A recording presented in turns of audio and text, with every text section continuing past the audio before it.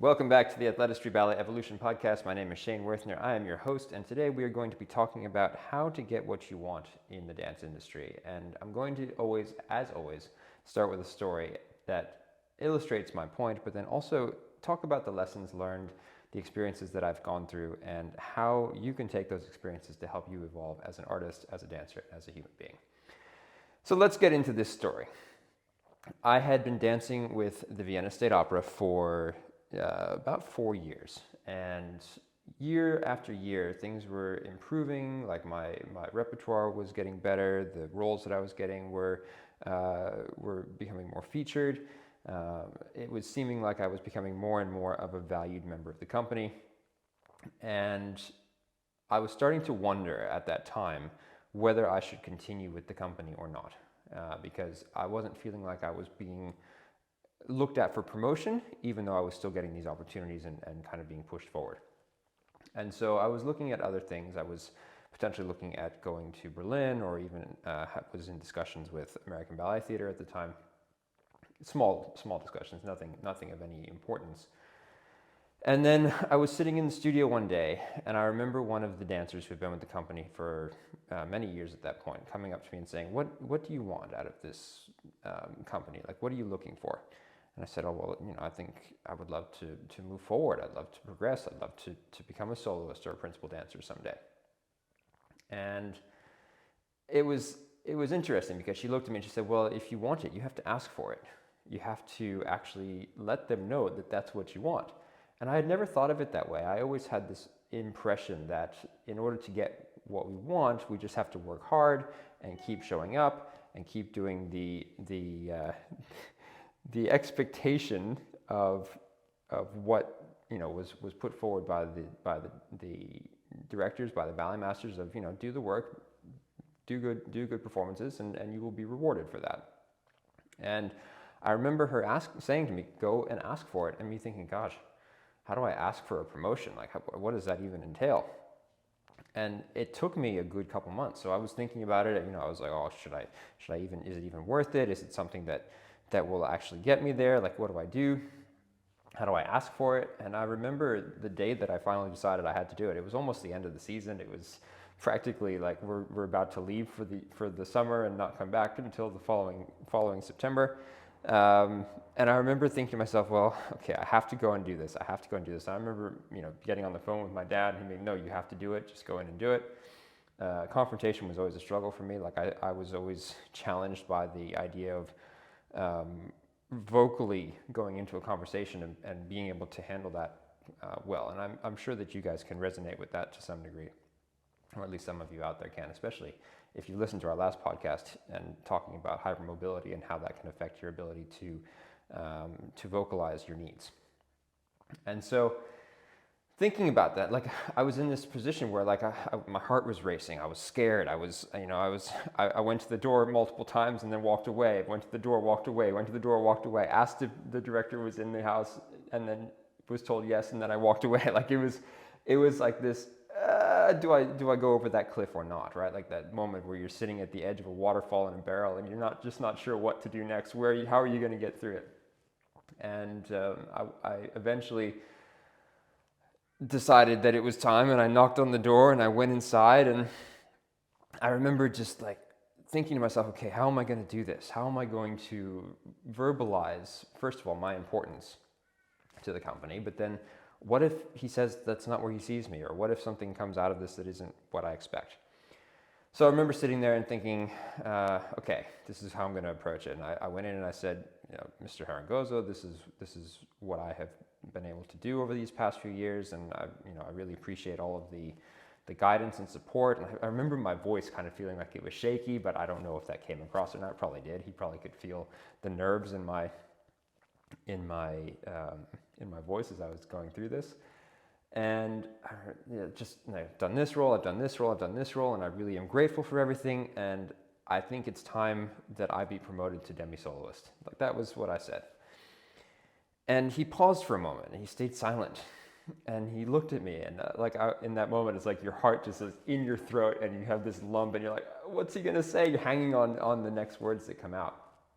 And I remember him going, Okay, I think, yeah, like I've been discussing with the ballet masters and my team, and we're often wondering, what should we do with you? Where should we put you? Where do we see you going? And it was this next part that really threw me, because he was like, for a long time I've kind of seen you as more of a comedic appearance. You have larger ears, and I've as much as you have good technique and nice lines, like your physical appearance is not classically handsome. So I wasn't sure if this is really something like, are you going to move towards a prince, or are you going to be more of a character artist? But what I think potentially something that you could do to make yourself more visually appealing is to either get your ears pinned back, or to grow out your hair to cover them. And so I kind of took his advice, and I said, okay, well, I can definitely think about doing that. He said, yeah, and let me think about the next couple months. Like, we can think about next year, some casting, changing some casting around, and maybe give you some more featured roles, so we start to really push you into that soloist direction, and we'll see how things go. And I remember Giselle was coming up, and I think I ended up getting to dance Peasant Pas or something like that. And I remember him coming up to me and saying, we are going to be able to promote you next year, and we would also like to have you dance the Prince in Swan Lake. And this was like, I had gone from kind of featured core roles, maybe a couple of more featured like semi-soloist stuff, to all of a sudden now I'm going to be dancing the Prince in Swan Lake at 22. And it was almost like asking for it, putting that wording to my desires and my dreams, and letting him know that that's where I wanted to go, and that I was willing to do what was required to get there. Not to have surgery on my ears, obviously, that would have been ridiculous, but to follow in the artistic line of what he expected to get to that point. And look, it established me quite well going into the next year. So I ended up dancing the Prince in Swan Lake. I ended up dancing the Prince in Nutcracker. I ended up dancing Vronsky and Anna Karenina, and there were quite a few soloist principal roles that I started to get. Now, the kind of challenge with that was that it was really his last season. So 2009 was the year I got promoted to demi-soloist, and it was his last season. So it almost felt like, as much as he acknowledged that I was ready for that and gave me what I wanted, it was almost like I need to set you up as best as possible for whatever the next director decides to do. And the next director ended up being Manuel Legris. And so I learned the initial lesson, but then it didn't stick, because what ended up happening was, at the end of my last season with Harangozo, I ended up breaking my foot on stage. So I was doing Kenneth Macmillan's Meyerling, and I was one of the lead Hungarian officer. And I did a double Anden en Sotobosk and landed the jump badly. I landed over the side of my foot, fractured my fifth metatarsal, kept doing the performance. So it was in the second act. I had to still do the Mephisto waltz, which was a pas de cinq with Mitzi Kasper and the four Hungarian officers. And I kept dancing, and I pushed through it, and then got off stage and felt like I was going to pass out. Basically got wheeled out of the opera house, and as I was being wheeled out, Manuel Legris was coming at me from the other direction. And it was just like, oh, what happened? And I said, I don't know, we have to go and see. And that was it.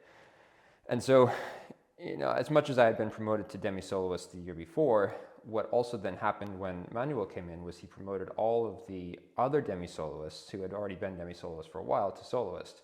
And Marie Claire and I, who had just been promoted to demi-soloist, stayed as demi-soloist. So the function of the company, the way the company worked when we were promoted to demi-soloist, was it was kind of like you didn't have as much corps de ballet requirements anymore. You were moving forward. You were going to do more featured roles. And then the following year, so it's 2010, when Manuel started, he saw the demi-soloist more as like a corps de position, so lead corps de ballet. And so all of a sudden, instead of it being dancing Prince roles, which is what I had been doing the year before, suddenly I was kind of back where I was before I'd even asked for any promotion. Like, I was doing kind of featured core work, the occasional principal role, second or third cast, in like triple bill, shorter productions.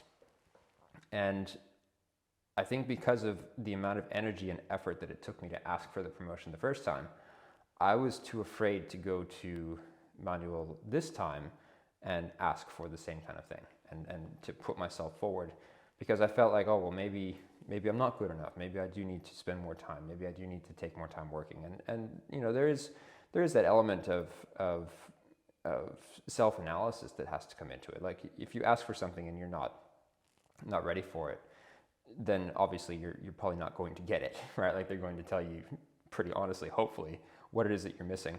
And then, you know, it's up to you then to go and do the work. So I spent my entire first year with Manuel really not doing a lot of featured stuff.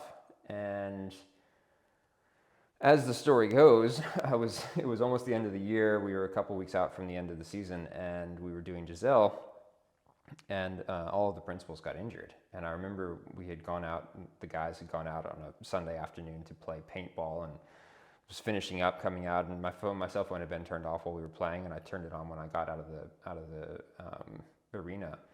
And I remember seeing a missed call and checking my voicemail, and it was Manuel Legris on the other line, and like, we'd barely spoken in the entire year, and he called me personally. So it was a very unusual situation, where it was then him on the other line saying, hey, look, can you call me back immediately? I need to have a chat. So, you know, heart up in my throat, freaking out, like, what is this? What's happening? Am I going to get fired? Did I do something wrong? What's going on?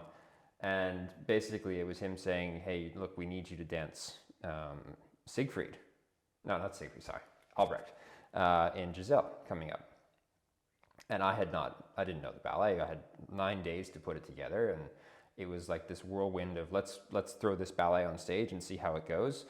In the end, it went quite well. It all worked out, and you know, I think there's always this kind of part of us as dancers where we think, okay, I did the work, now I need the reward. Did the work, need the reward, and no reward came. It was just like, okay, well, thank you very much, you saved the show, but like, that's what we expected of you. And I think there is a learning element in that too, where it's like, okay, just because you do something doesn't mean you're going to instantly be rewarded for that. Now, I'd continue to do that. Like, the following year, I continued to get situations where people will get injured and I'd jump in. People will get injured and I'd jump in. And that was just over and over and over again. I think by the time my promotion to soloist came, which was after Sleeping Beauty, I had jumped into 3 or 4 ballets with a moment's notice. And Sleeping Beauty was like the icing on the cake, if you will, of the proverbial, you got to jump in at the last minute, because I was doing New Year's concert and up at 5 in the morning for hair and makeup for filming, and I got a phone call at 7 a.m. saying, look, we need you to do Florimond in Peter Wright's Sleeping Beauty, and you've got like 3 days, and you have to do it with 2 different partners because the only guy that we had left who knew it is injured, right? So, freaking out, okay, I got to get this done, and thankfully, like, it was kind of a bittersweet moment, but it was beautiful, because I ended up getting that recognition then after my second performance of Sleeping Beauty and being promoted to soloist. Now, what I always wonder, and this is something that, you kind of have these moments in your career and in your life where it's like, had I spoken up sooner, would things have been different? Had I advocated for myself, would I maybe have progressed faster? Had he known that that was something that I wanted, instead of kind of stewing, right? Like, for a year, I almost sat there and was like, oh, they just don't like me. I'm not who they want, and so on and so forth, without actually going and having that discussion. And as frightening as that can be, looking back on it now in my life, I think we have to be open, first of all, to hearing the criticism, but also just to knowing, right? Like, if you don't ask the question, if you don't put yourself out there to have that discussion with the people who have the power to put you in that place, then you don't know. And you just wonder. And oftentimes we, because of our negativity bias, we end up sitting in that space where we just don't know what it is we're going to get out of this. And we keep going in day after day, working ourselves to the bone, pushing ourselves in rehearsals, trying to do our best, getting, decent feedback and saying, look, you're working hard, you're doing good shows, but never knowing, like, what is that next step? What do I need to do to push myself to the next level? What do I need to do to take myself to that next place? So the moral of this story, guys, and because it continued on for the rest of my career, where I was not a good advocate for myself. And I remember another dancer in the company also saying at one point, dancers are terrible at promoting themselves. We're terrible at pushing for what we want. And I think if there's a learning experience, if there's something that I can put out there for you, it's to not be afraid to ask for it. Understand that you might not get it just because you ask for it. Like, they may tell you the complete opposite of what you want to hear, but at least then you know where you stand, right? Like if for example, you're sitting in a company and that company doesn't want to promote you to soloist or principal, and that's not somewhere they see you going, and they see you as corps de ballet for the rest of your life, wouldn't you like to know that if your ambitions are different? I mean, you're going to want to be in a place where you're going to be supported and helped and developed towards your goals as well. And so I think it is beneficial to everybody, both dancer and company director, to have those honest discussions, to be able to sit down and say, look, this is where I see myself going. This is what I would like to achieve.